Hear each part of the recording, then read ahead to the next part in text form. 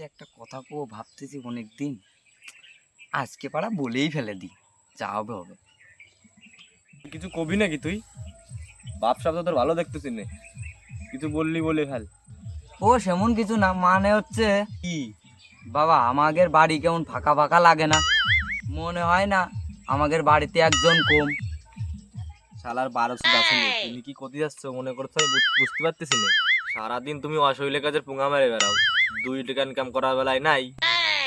আর এটা নিয়ে আসে কি আমি খাতি দেবো মনে করেছো? ও চিন্তা তুমি ভুলে যাও। বাবা কিছু করছো নাকি? মার তো অনেক বয়স টয়স হয়ে গেছে, এখন শুয়ে বসে থাকার সময়, এখন তো শুয়ে বসেও থাকতে পারে না। কাপড় চোপড় খাসা, এই যে রান্না বান্না করা, এ মার এই যে কষ্ট হয়ে যায়, তুমি কি সেটা বোঝো না?